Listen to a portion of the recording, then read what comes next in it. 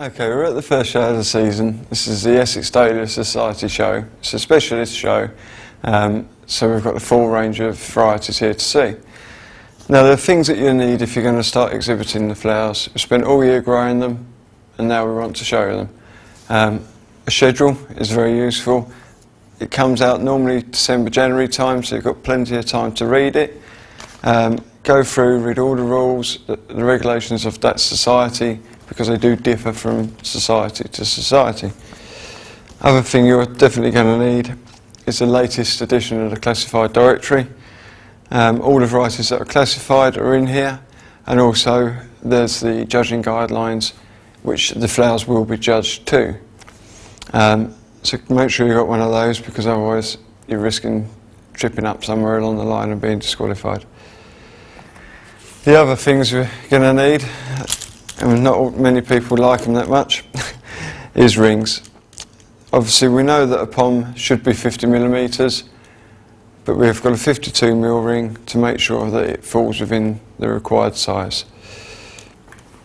The large pom, 83, the miniature, 115, small, 170, medium, 220, large, 260, and obviously the giants should be larger than this ring, or 10 inches or larger. So they don't have rings, they can be as big as you like, as long as they're big enough. We need these really because if you haven't got them, the judges have, and if the flowers are too big, that's where you're going to be found out. Okay, just to show you how we might use these tools and some of the problems that we're going to get faced with as we're showing flowers, is that these flowers all went through the rings when they was on the plants, when we was caning them to cut them. They've now had 24 hours in the water and we're at the show. Flowers grow. Now this one would be fine. That just goes through, it doesn't touch the ring at all, and that's passable. But you'd want to be checking this sort of sized flower as a pom right up until the moment you walk out the hall and the judges walk in, because it doesn't take much for it just to pop over and then you're going to lose that vase. Now, the other element is the classified, unclassified. Variety here, this is Mary's Germander, it's a miniature.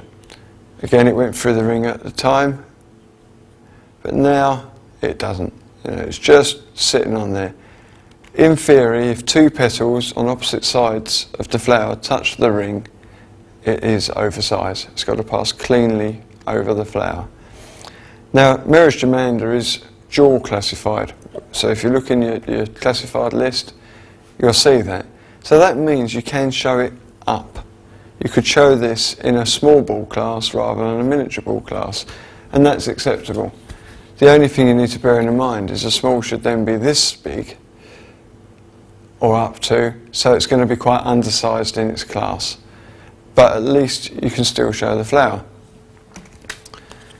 Mars and Suzanne, again on the ring, just very close.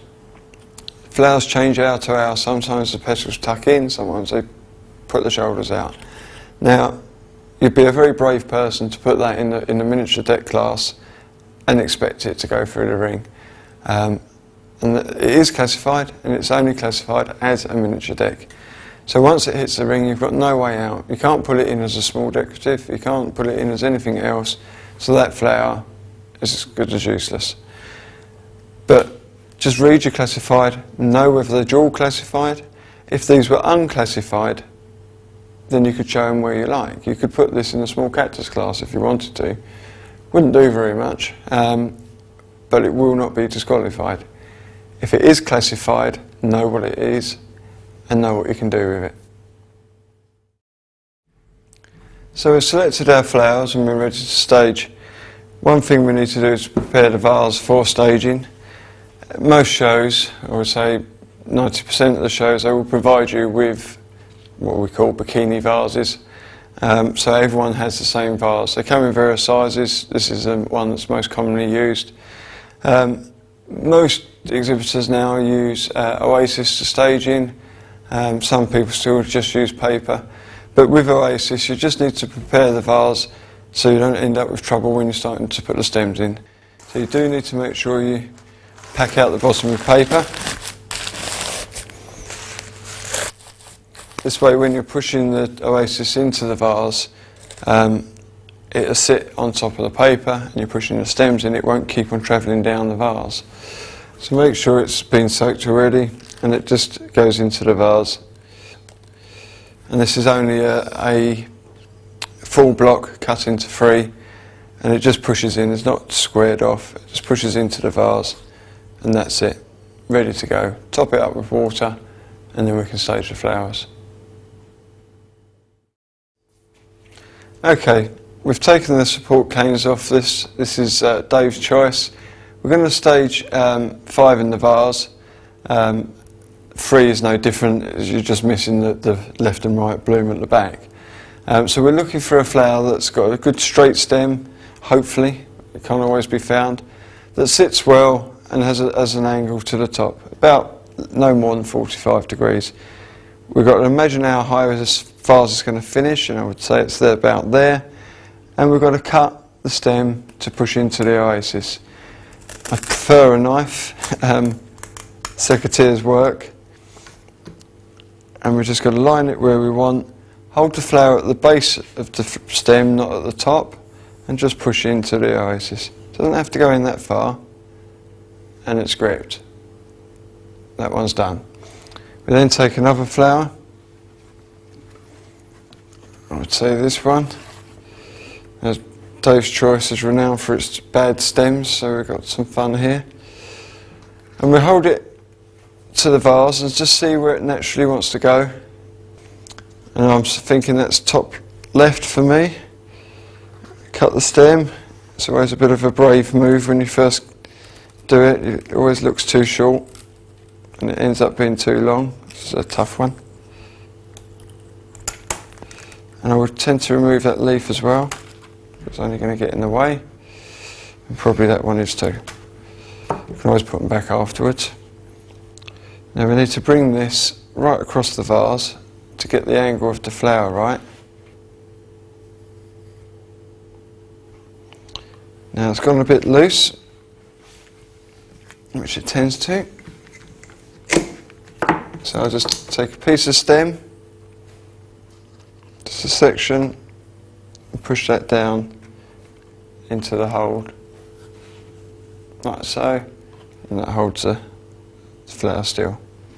Now looking again for our top right, and just remove that leaf there, and again this one's going to make contact, so we just take that off, hold it in place, cut the stem, and again just make sure you've not left too much, because trying to push it in all the way is quite tricky. And down we go. I tend to have the outside flowers slightly lower than the centre one, and it also looks nice then when the front two go in. There's a nice even space between the flowers. They don't want to be splayed out, they want to be close enough, a proportionate space. And then look at our next flower, and this one is naturally showing me that it wants to go bottom left. If we put it over there, it's going to swing out. We want it to look straight, so if we go left hand side, it does that for us. And again, we just go down and give ourselves about 2–2.5 inches back into the vase and push down. Now ideally we want this to finish about halfway down or so, the depth of the flowers behind. It depends how deep they are. If they're deep blooms, then show them off and have these lower. If they're not very deep, then just cover the bottom of the flower with the bloom in front, and the judge will have to look for it. Now I can see this leaf here is going to get in our way again, so we'll just cut that off now and keep the leaves because they can go back in the vase afterwards. Now we haven't got a lot of option here. This is probably naturally a left-hand bloom. If we've only got the 5, we're going to have to deal with it. So hold it in place, cut,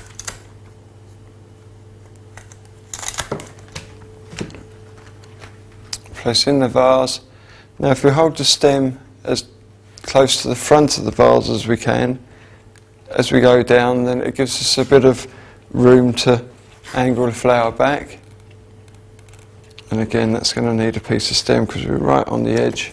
You can use newspaper to pack these stems in, but I find a bit of recycling just as good as any. And adjust. So that's the vase basically in. It's now just a case of dressing the vase.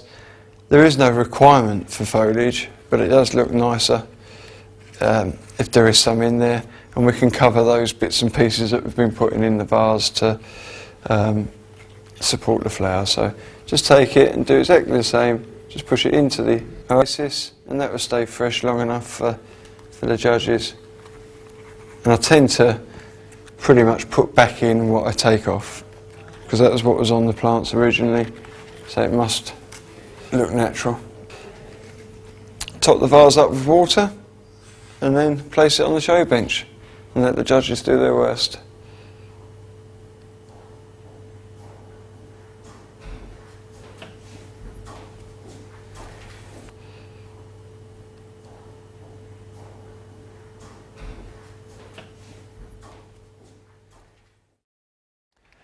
Okay, we're in the show hall now and all the flowers are on the benches and have been judged. The results themselves aren't important. What we're trying to show here is reading the schedule and interpreting what the requirements of the class are to suit the flowers that you've got. This has got a mixture of flowers in there, from small decks to miniature decoratives, and in some entries we've got both smalls and miniatures within the same section. This entry has used 9 of the same variety. This one's used 3 of 3 different varieties. And here on the end there we've got 2 and 1. So there's lots of combinations that can be used, and it's about reading the schedule, and the words on this are 3 vases, 3 blooms per vase, small or miniature decoratives. Now, it doesn't say that they all have to be small, all have to be miniature, or all the same variety. So just read it, interpret it correctly, look at the flowers that you've got, and use whatever gives best effect. Either is right, it's all down just to the quality of the bloom, but quite often you can fall into the trap of believing that you need to put all the same in. So just read and interpret, and as you can see, you get a fine result, and they all count. They all get pointed, all get judged, irrelevant of whether there's 3 the same or not. The other thing to bear in mind when you're using varieties and sections that differ quite greatly, like using poms with smalls, and you could even be using poms with giants and large, is to try to make the exhibit. You've got 3 vases there, and if we actually take this vase and stand it next to one of the others, it soon disappears. It looks inconspicuous. So the use of wooden blocks or anything to lift the vase up into the air, just to make the plane of the flowers as one and make the exhibit look like one, does help. It looks better for the judges. In theory, you should be able to just put those flowers in a pot unstaged and they will be judged, but it's really the exhibitor's responsibility to try to show the best of what is done and produced, and by keeping them on a level plane and staging them well, you're showing them off at their best, and hopefully the judge can see all the finer points and the good points as well as the bad.